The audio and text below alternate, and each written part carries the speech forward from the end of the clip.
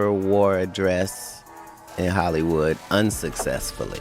Dark, might be too light. They may decide they want to go Hispanic, or they want to go woman, or you may remind the casting director of their brother-in-law. For you. Yeah. Because when you watch someone who you know and love, go through what he's going through. You guys, this is wild, like truly insane. Katt Williams has been talking, no, shouting about this for years. And now, Malcolm Jamal's death just confirmed every single word. You remember how people used to joke about men in dresses on TV, laugh it off? Well, turns out it was never just about a dress. It was a signal. And now everything Malcolm said in those low-key interviews, all those subtle warnings, they don't feel harmless anymore. They feel like a warning we all ignored. I am tired of running for shade. And aren't you tired of being hustled and played? And aren't we all tired of crying about how hard it is to be black in America, even if it looks like we've got it made? So let's just ask it. Was Malcolm trying to tell us something? Not just about Hollywood, but about the people running it? Or something way bigger? Katt Williams has been screaming for years about what really happens when a black man in Hollywood starts to shine. And more dangerously, when he starts to see what's really going on. People called his interviews crazy, said he was having breakdowns. But no, those weren't breakdowns. They were coded messages. Real warnings about the cost of staying woke in an industry designed to use you and then throw you away when you stop playing along. Katt saw a pattern, a dangerous, scary pattern where powerful people, the ones you don't see on screen, target the biggest black icons to destroy them quietly, one by one. I've never seen Medea in a pantsuit. I think she wears dresses. So now I'm saying, why are we picking on poor little Kevin Hart? Because it was his turn next. And here's where it gets darker. Katt flat out said it. There's a secret society. Yeah, that one. The Illuminati. And before you roll your eyes, The Guardian, a mainstream outlet, even backed it up. They mentioned names, big names. Bill Gates, George Soros, Oprah. Yes, Oprah. Warren Buffett, Ted Turner, all allegedly part of a good club, a billionaire elite circle that's untouchable. Katt wasn't just dropping names for drama. He was saying, be careful. These people pull strings most of us don't even see. And they're especially ruthless with black celebrities who don't fall in line. Necessary for us to stir up that hornet's nest unless we intend to get stung a million times. Now look, I know, it sounds like a movie script, but Katt, he's not joking. He's lived this. He's been on the receiving end of that silent punishment for years. I didn't understand that. They had to sting me a million times. I'm still not going to join, but I respected them. And he wasn't the only one. That's what hurts most. Katt had to walk away from a lot, his reputation, his peace, his career, just to stay safe. So I know how much they talked about Martin Luther King, and I know what they end up doing to him. I know this same story about Jesus and a few of my uncles.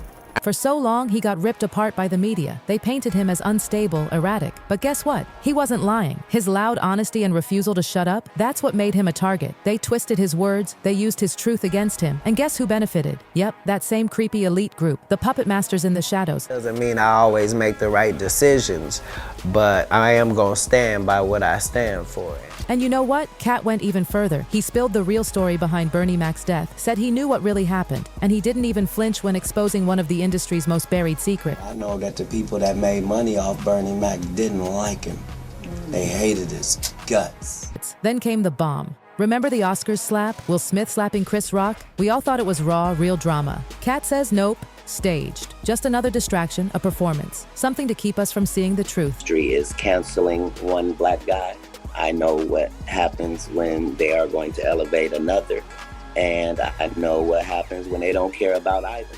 I mean, think about it. Will Smith, a master of PR, just randomly snaps on camera after decades of industry polish? It doesn't add up, not unless it was meant to happen. 300 corporations that are a part of the Will Smith business operation. That is the $20 million a movie mega thing that Will Smith. Katt has laid it all out. Hollywood's real game is to drag down black men, make them into jokes or villains, and erase their humanity. But not everyone's been silent. Terrence Howard, Denzel Washington, even they've said it. But nobody noticed that Malcolm Jamal Warner, he'd been whispering the same thing all along. He wasn't just some side character from The Cosby Show. He was trying to tell us something deeper, and we missed it. The reason for the title is combating the narrative of black life, black culture that the media focuses on.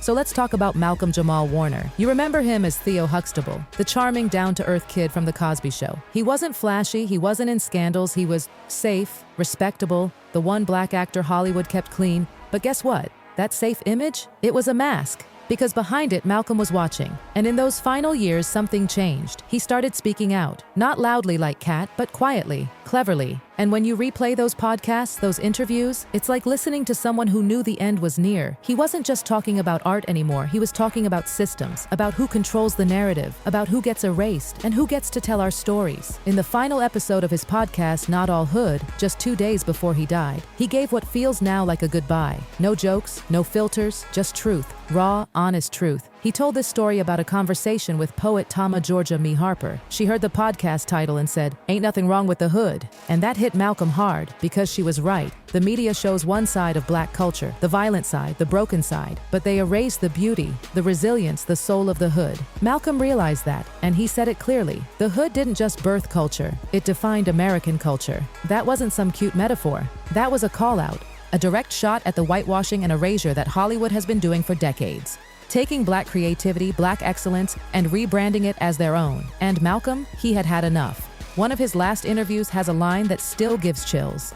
"Black survival in America, that's black excellence. That's not a soundbite, that's a scream." Because he was saying, forget your red carpets, your awards. The real fight is survival, emotional, mental, physical, in an industry that profits off your silence. Not all hood.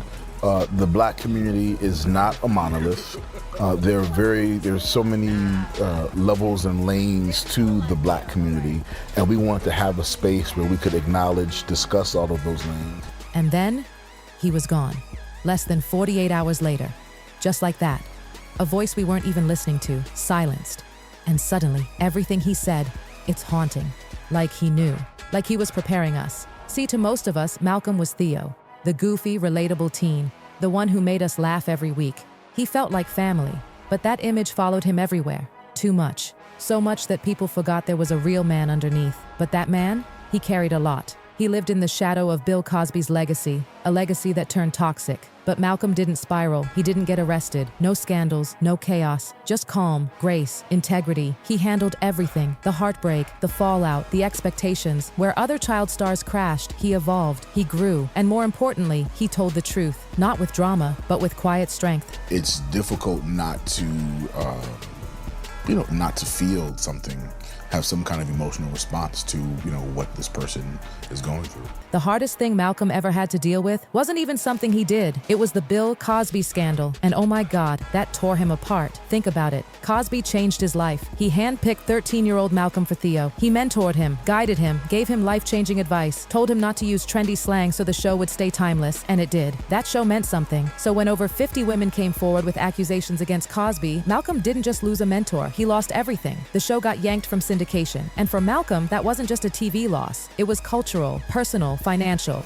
My biggest feeling is I feel sad for, just the way this whole, just the way the whole story has come about. He didn't come out swinging, he didn't defend Cosby, but he also didn't condemn him outright, because how do you when the man accused is someone you owe your entire career to? In a 2015 interview, Malcolm said, "He's one of my mentors, and just as it's painful to hear any woman talk about SA, whether true or not, it's just as painful to watch my friend and mentor go through this." That was real. It wasn't PR talk, it was a man torn in two. He said it clearly. I can't defend him, but I won't throw him under the bus either. He also called out the media circus, the way they painted everything with one brush, erased nuance, erased history. And let's be real, The Cosby Show changed lives, gave black families a positive spotlight. That mattered. Malcolm said it best. We've always had The Cosby Show to hold up against the stereotypes, and now we don't. He called it what it was, a tragedy, not just for him, but for all of us. And he didn't sugarcoat it either. He said the show being pulled literally took money out of his pocket. The double standard? Oh, he saw it. Roman Polanski, Woody Allen, their work still gets shown, but Cosby's gone. The erasure wasn't just emotional, it was financial, it was deliberate. But something changed for Malcolm. A conversation with Keshia Knight Pulliam, Rudy from the show, helped him see things differently. She reminded him of the impact that show had, how many black kids went to college because of it, how many lives it inspired, and that shifted him, gave him peace, helped him move past the scandal to remember the good, the real legacy. And that right there, that's growth, that's emotional maturity. Malcolm didn't just rage, he reflected, he evolved, he took heartbreak and turned it into something deeper. Malcolm Jamal Warner's life, it wasn't some random miracle of surviving child stardom, it was intentional. He didn't end up in rehab, he didn't implode in public, he chose to stay grounded. That wasn't luck, That was discipline. That was his mother, Pamela, who managed his career and taught him how to be smart from the start. Even back in 1988, can you believe this? He wrote a book for young fans called Theo and Me, Growing Up Okay.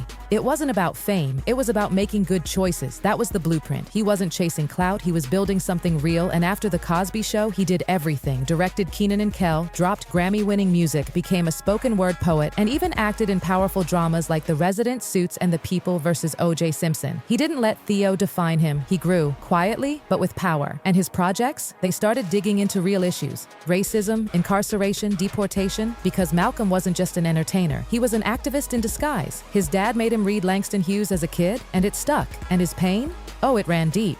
Remember Michelle Thomas? The beautiful actress who played his girlfriend Justine on The Cosby Show? They stayed close even after breaking up.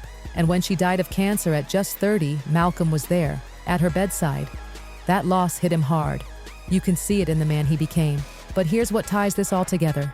What Katt Williams has been yelling for years, Malcolm was living. He just did it quietly.